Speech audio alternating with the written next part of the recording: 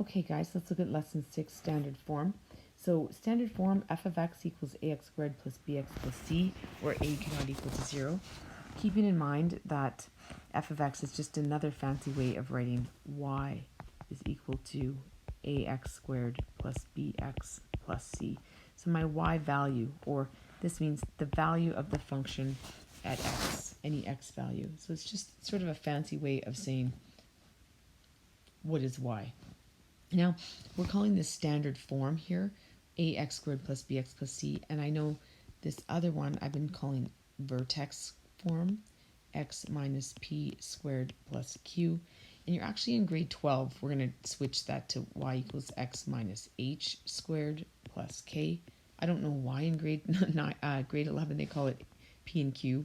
We end up calling it h and k in grade 12. And many textbooks call it h and k, but we're going to call this vertex form. But if you've had an eagle eye and we're looking back on page 16 here, they call this standard form, and we're just going to cross that out. This is most definitely vertex form. Most textbooks call it vertex form. Every once in a while, for some weird reason, we'll see someone that calls it standard form, but generally this is standard form here. Okay. If we look at an equation in standard form, what do the a, b, and c parameter do to the graph? Well, what do they tell us about the graph? By looking at something like this, like even down below, this is a standard form equation. Okay, what can I really see from that equation? If I look there, that's not in vertex form.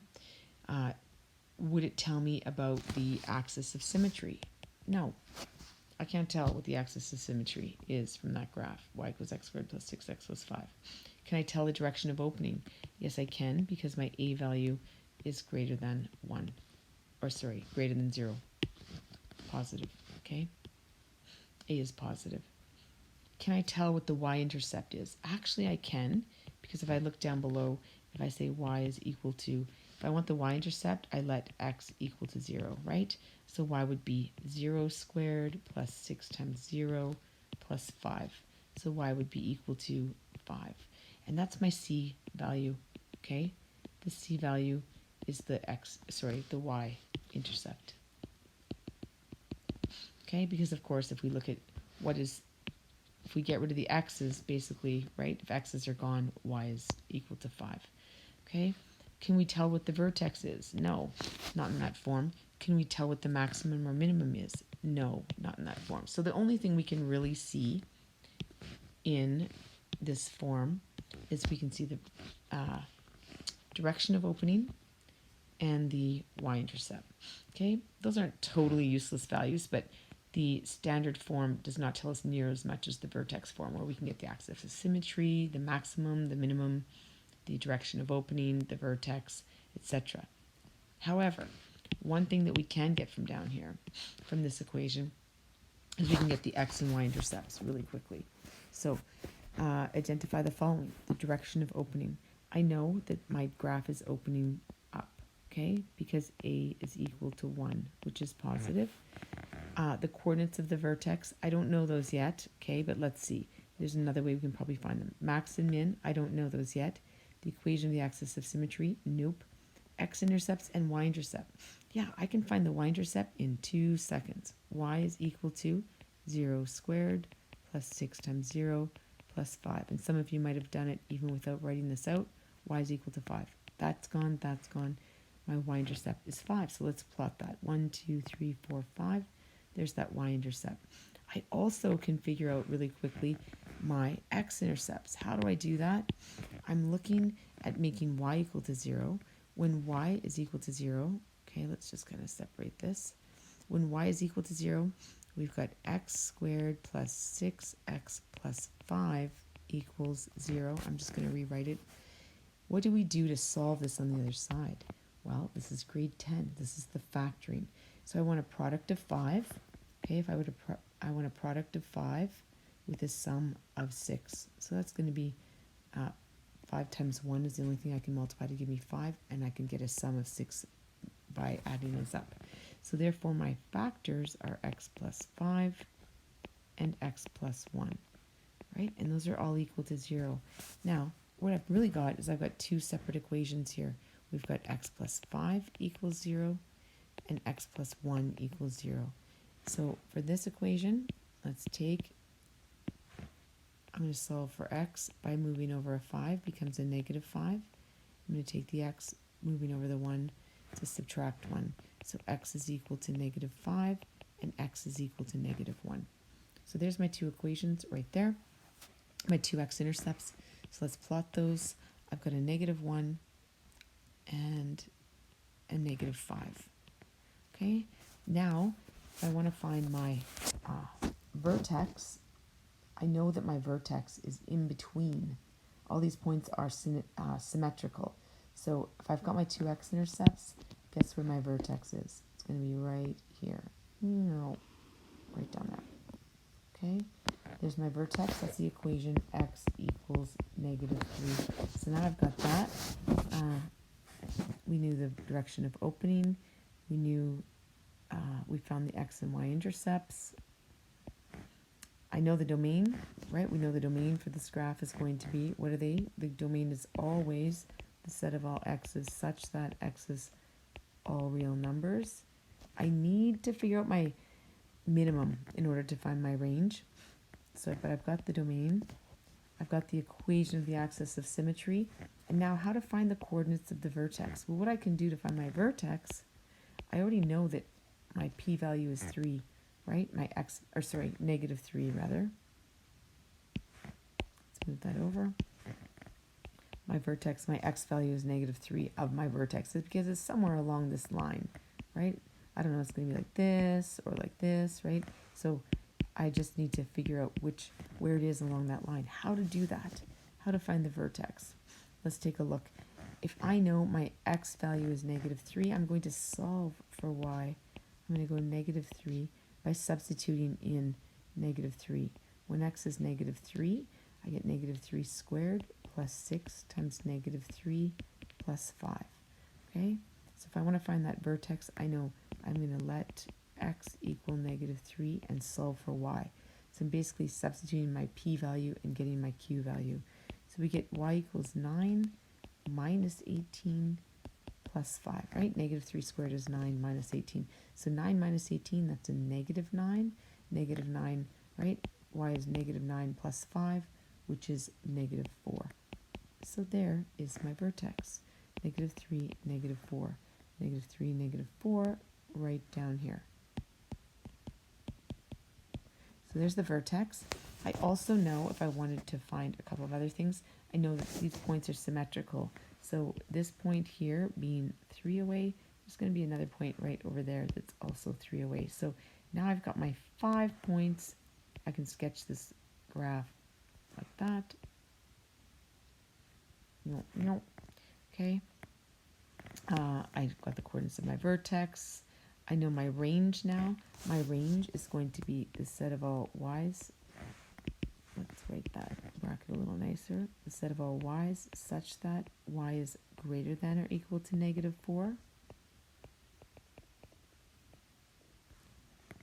Okay, there's my range, and we have the equation of the axis of symmetry. I know my minimum value is negative 4 when x equals negative 3. So that's just awesome. Okay, loving it. Yeah, that's all we need to know. So we can glean a lot of information from there without having vertex form.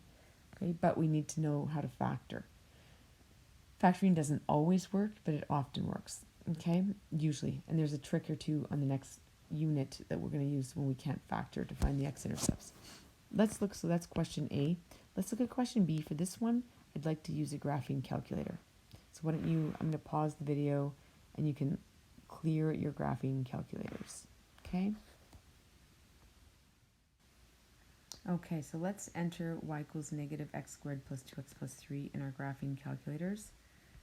Let's find my graphing calculator. Now this is not the same as the one, the T84, but it's one that I've found for free and it's very close. So I'm going to just quit out of there. So if you've got your calculator, you're going to go to y equals, and this was negative x squared plus 2x plus 3, I believe it was. I think. think. I should just probably check that before I blunder on. Yes. So there's that. And now I want to push a graph. So I've graphed my parabola, and let's find a few pieces of information. So let's use our graphing calculator. The first thing I want to find is, well, I can see that it's opening down. Okay, and I knew that from the equation. So let's just go through. I know that my A value, right here, A is -1, B is 2, and C is 3. So remember, our A value, if it's negative, tells us we are opening down, okay? Opens down. Because A is -1, therefore it opens down, okay? So that's the first thing. Then we also know, we know the C value right away too, don't we? And that C value is the y-intercept, because when x is 0, we're left with y equals 3. So y equals 3, there's our y-intercept, so we've got that figured out. We also know the domain is going to be y, instead of all x, why am I looking at the y? Such that x is all reals, okay? So we know a few things. We need the vertex, we need the max and the min, the equation of the axis of symmetry, and a couple of other things. So let's go back to this graphing calculator. So one thing I can do, and I can find that maximum value. So remember, these 5 buttons on the top are all the graphing buttons. So I'm going to go second function calculate or second function trace, and I want to find the maximum of my graph, number 4. So see, there's a little icon that's kind of scrolling back and forth, and you'll see a similar type of thing on the graphing calculator that you have, the TI-83 or the TI-84. And I'm scrolling back and forth, and I want to show my calculator the left boundary. See at the very top of the screen here, it asks for the left bound. Whoops, and I just clicked on it. So now in doing that, so I'm going to move to the left, and somewhere, as long as I'm to the left of that maximum point, I'm going to push enter. And now the calculator is saying, can you please show me the right boundary? So I move somewhere to the right of the maximum point, and I push enter. And now the calculator has shown me that the max down on the left of the screen here, the max is 1, 4. Okay, that's the coordinates of my vertex, 1, 4. See this here, the little square dot there, 1, 4. So if we go back here, right, 1, 4, it was something like this, right? And this was 3, so it was right? And we could actually kind of figure out the rest of our graph from there. We could even be more specific. In fact, let me just do that. If I know that my vertex is 1, 4, and I know my y-intercept is 3, and I know that my graph opens down, if I think about that, that's 1, 4. If we just know the shape, right? If I go over 1, down 1, over 1, down 1, I'm going to have another point right there. If I go over 2, down 4, I'm on the x-axis, so I know that I've already got my 2 x-intercepts. So using my calculator, I was able to sort of speed that along a bit. Okay, so here's my parabola.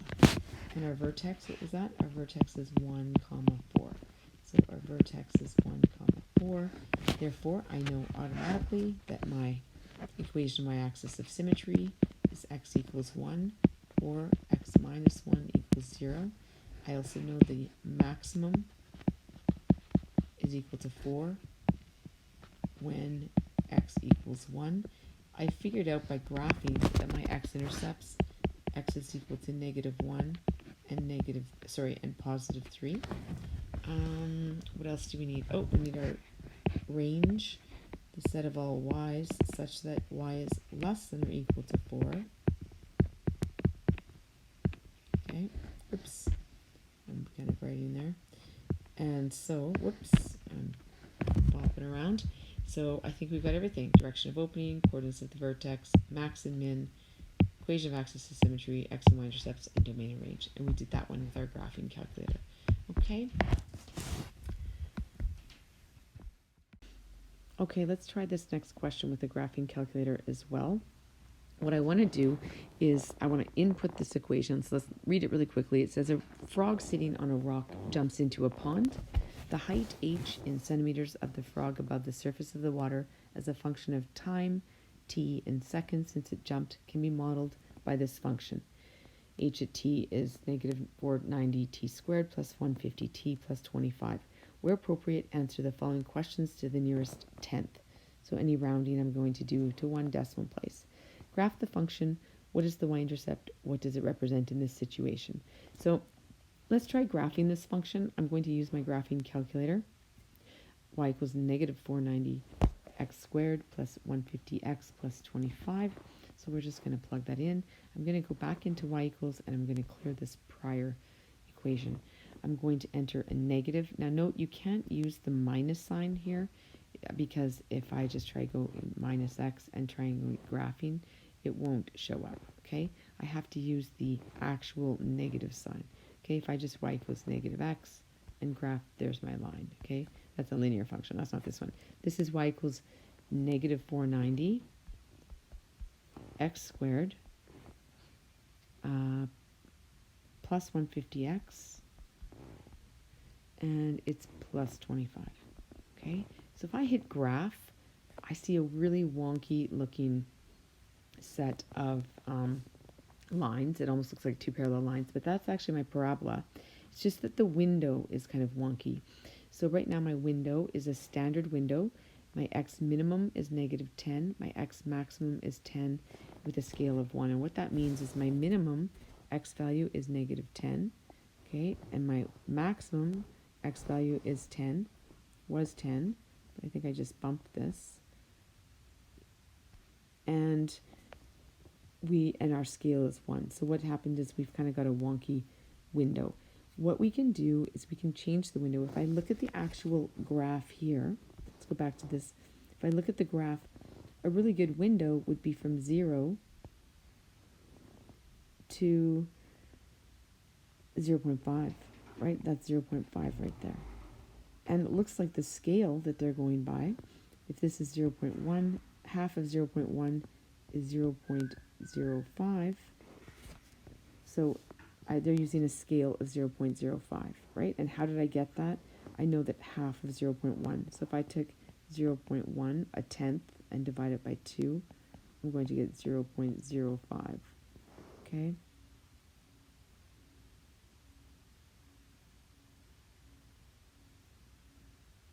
There we go. So if I would like to use the proper windows, for my x windows, I'm going to enter, okay, my smallest x value I want is going to be 0, and my next x value that I want is going to be the highest, I guess I could say, would be 0.5 with a scale of 0.05. Okay, and then my y coordinates, my y window, I should say, my smallest y value here is 0. My largest y value is, looks like we're going up to 50 here if we're going by tens. And then my scale, looks like they're going by a scale of 5. So I'm going to make my windows look exactly the same as the graph. And so we kind of have suggested window settings already just by looking at what the graph is that was given to us. So I'm going to go back to my calculator and plug those in under window. So my x minimum I'm going to put as 0. Sometimes it's nice to put a little bit less, so we could put like 0.1 or negative 0. Let's try that, negative 0.1. We could do that. Okay, and then my maximum I wanted there was 0.5 or just 0.5, and we want to use a scale of 0.05. Okay, and then my minimum y value here was 0, and my maximum y value, my maximum y coordinate there is going up to 50, and we're going by a scale. Whoops, I put that in the wrong spot here. Oops, 10, 0, and 50, and the scale there was not 1, but it's 5. Okay, and then if I push graph, now we can see a nice window, okay, a nice parabola. So if I were to transfer that onto my grid, it would help to sort of have a little bit of information. Now this here, it's hard to see from where we are here, but because I can't draw on it, but if I just draw this dot here, there's a little dot. That's about the y-intercept. That's the y-axis there, okay? And so my y-intercept is, ooh, it looks like it's 0 and 25. I did that just by tracing along. I don't think you can do that with your calculator, but what you can do is you can say second function calculate the value when x is 0. And then my calculator will tell me when x is 0, y is 25. And yours will do that too. Okay, so let's go back here to our picture. When x is 0, y is 25. So there was our y-intercept. Okay. And so the very first question says, what is the y-intercept? The y-intercept is 0 and 25. What does it represent in this situation? Okay, so here our x-intercept is time in seconds, and our y-intercept is the height in centimeters. So at 0 seconds, the height of the frog is 25 centimeters. So it looks like this little frog is sitting on a rock that is sticking out of the water by about 25 centimeters. Okay, what is the maximum height that the frog reaches?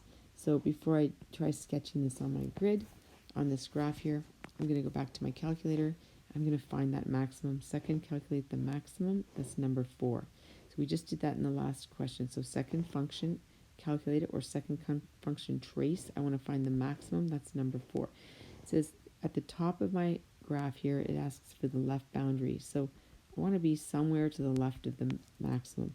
I mean, it could probably stop here. I could probably stop even there, but I'm getting dicey. I might be a little bit to the right. Is that a good place to stop? No. I want to make sure I'm to the left. So I just push enter somewhere. And then the calculator says, please show me the right boundary. So I scooch on over to the right and I push enter, and my calculator finds right away my maximum, or the vertex here is when x is 0.206, the y value is 35.1. Okay, 0.206 and 35.1. So let's find that. 0.206 and 35.1.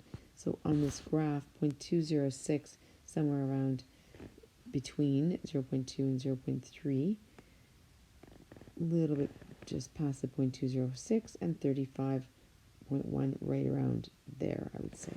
Okay, so there's our max, there's our vertex, 0.206 and 35.1. What maximum height does the frog reach? When does it reach that height? Okay, there's the max, is 35 centimeters, or 35.1 centimeters, when time is 0.2 seconds, rounded to the nearest tenth.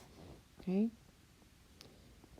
When does the frog hit the surface of the water? Well, he's going to hit the surface of the water wherever he hits down here. That's my x-intercept, and that's where the height is 0.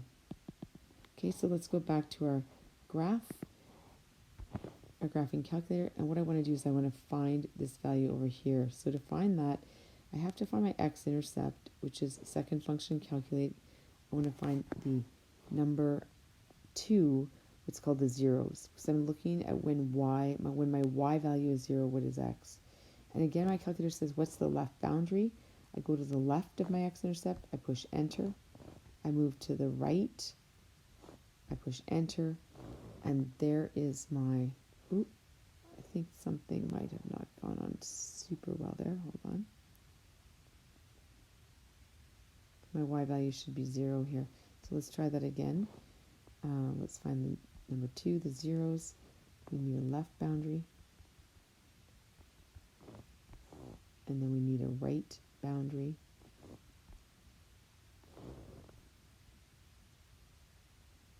And for some reason it's not showing me. Oh, it's showing me the 2 zeros. It's showing me both zeros. That's what's going on.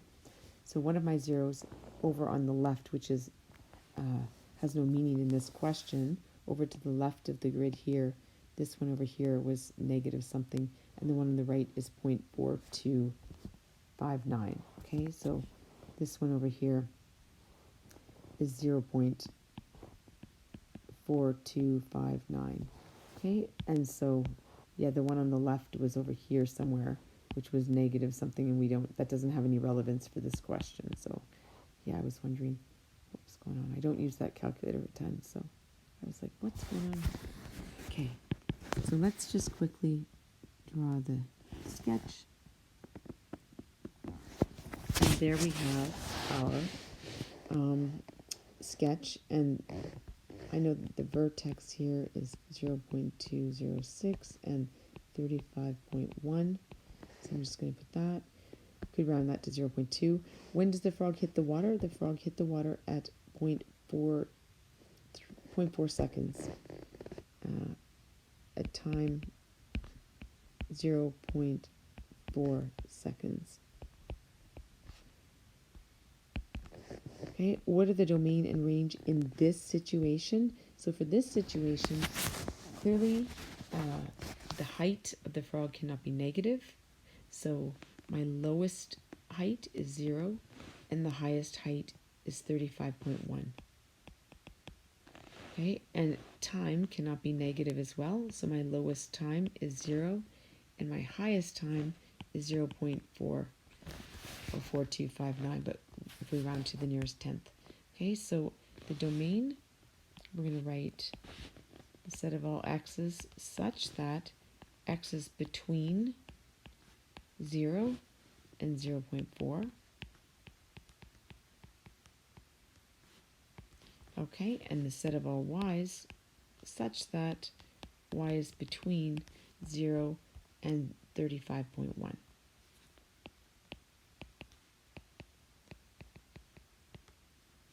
How high is the frog after 0.25 seconds after it jumps? Again, let's go back to the calculator, 0.25. And so I go second function, calculate the value. I'm giving an x value of 0.25.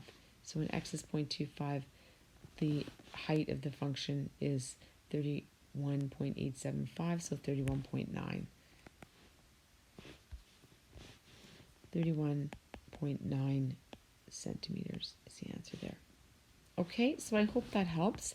Let's omit this question for now, but I would suggest if you're looking at homework for this particular lesson and you want to get ahead of the game, or if you're just looking at this on your own time, I would say that you should be able to do number 1.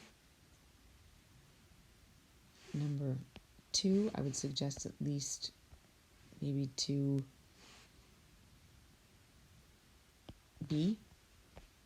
Okay. Number 3, let's do one of these together before I assign these. So if I want to write this into standard form, I need to expand this, don't I? So I'm going to expand this by doing x plus 7. So this is just grade 10. And we FOIL that out. So we're going to just FOIL this, right? X squared plus 7x plus 7x plus 49 minus 10. And so we would get y equals x squared plus 14x plus 39. So there's our standard form equation from the vertex form. So I would say you could do B, C, and D.